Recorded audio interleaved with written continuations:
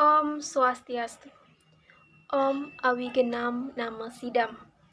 Om Anubadrah Kartawayantu Viswatah Yenama Swahu. Semoga semua kebaikan datang dari semua penjuru. Pertama-tama, izinkan saya memperkenalkan diri terlebih dahulu. Perkenalkan, nama saya Niputu Cynthia Dewi Lestari dari program studi S1 Pendidikan Bahasa dan Sastra Indonesia, jurusan Bahasa Sastra Indonesia dan Daerah. Nomor DPK 14 dengan NIM 24120111094. Yang terhormat seluruh umat Sedarman yang saya hormati. Marilah kita panjatkan puji dan puja syukur kehadapan Ide Sang Dewasa, Tuhan Yang Maha Esa. Pada kesempatan kali ini, izinkan saya menyampaikan Dharma Wacana dengan tema menjaga kelestarian alam dan ajaran Trihita-Karana. Tema ini menurut saya sangat relevan dikarenakan dalam kehidupan ini di mana kita harus menjaga dan melestarikan alam yang semakin terancam oleh berbagai aktivitas manusia.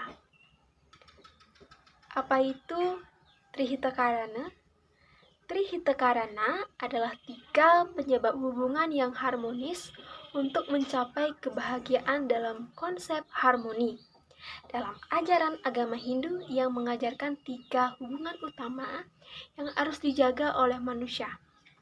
Hubungan dengan Tuhan yang disebut dengan prahyangan, hubungan dengan sesama manusia disebut dengan pawongan, dan hubungan dengan alam yang disebut dengan palemahan. Ketiga elemen tersebut saling berkaitan dan menjadi dasar bagi terciptanya kehidupan yang harmonis dan seimbang. Trihita-Karana sebagai landasan yang paling penting tentang bagaimana manusia menjalin hubungan dengan baik dengan Tuhan beserta isi alam semesta.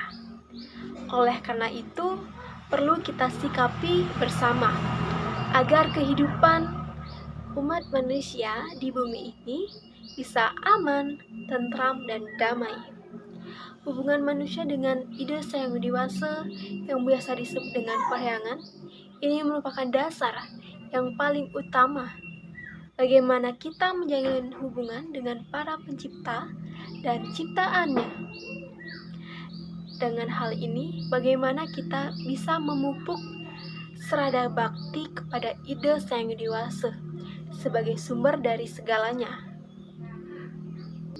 Dalam perayaan Hari Raya Pagar Wesi, di mana kita di sana memuliakan Sang Yang Pramesti Guru sebagai guru alam semesta, kita di sana memohon kepadanya agar diberikan pagar yang lebih kuat setelah kita menerima ilmu pengetahuan suci.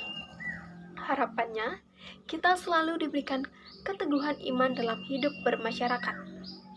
Dalam hal ini, Sang Widi adalah Maha Pengasih dan Maha Penyayang.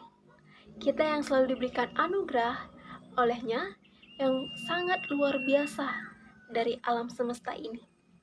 Contohnya, kita diberikan oksigen secara gratis, diberikan air yang melimpah serta jernih, dan sinar matahari sebagai penghidupan, dan diberikan kesehatan yang amat sangat tidak dihitungkan.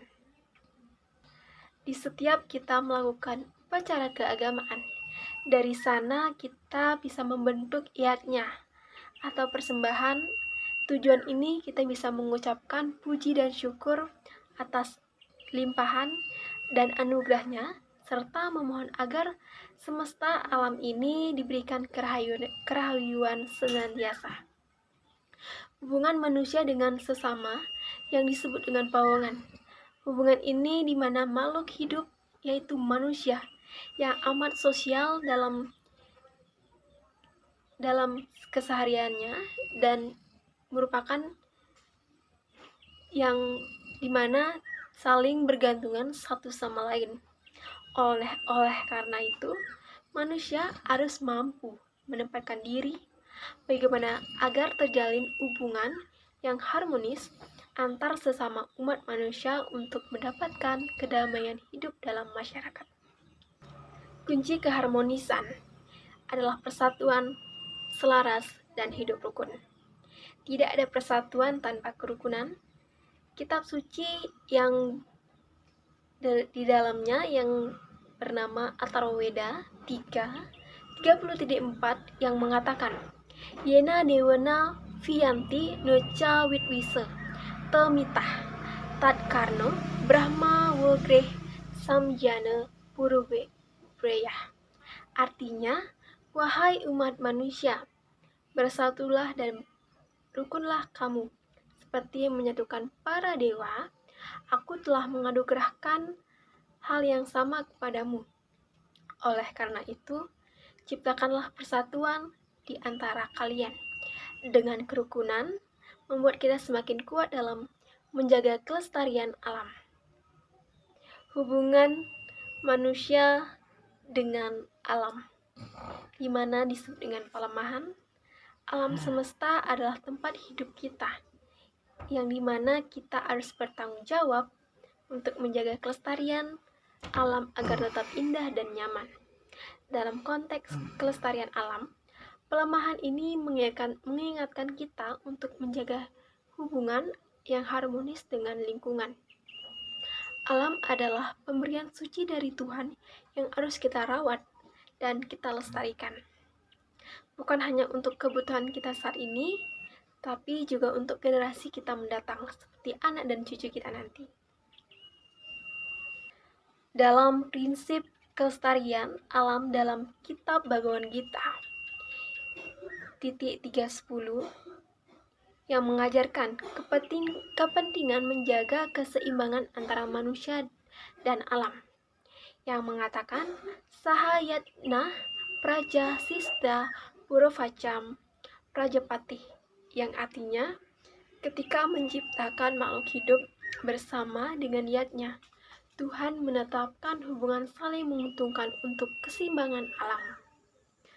Kita sebagai manusia harus menjaga alam agar selalu bersih. Jika rusak, sama halnya kita merusak rumah sendiri. Menjaga dan melestarikan alam merupakan tugas kita sebagai makhluk ciptaan Idus Yang Widiwasa yang memiliki akal yang lebih. Kita bersahabat dengan alam, lingkungan supaya bisa kita hidup bahagia. Banyak tanah yang subur, sungai besar, lautan luas. Yang semua itu adalah titipan dari Ida Sang Widiwasa kepada kita. Dalam kelestarian alam, dalam kitab Sarasa Muscaya, Sloka 135 yang mengajarkan Nguang Tiaga Ikang Pale Sahananing Tape Bakti, yang artinya memetik hasil dari alam harus dilakukan dengan rasa bakti dan bertanggung jawab. Ajaran ini mengingatkan kita bahwa pemanfaatan alam tidak boleh dilakukan secara berlebihan atau merusaknya. Tindakan yang merusak alam akan membawa dampak yang menjadi ketidakseimbangan yang merugikan manusia itu sendiri. Nah, di mana hal ini dari pemanfaatan hasil alam yang bijaksana tentunya harus memperhatikan ekosistem dan kelestarian lingkungan yang baik.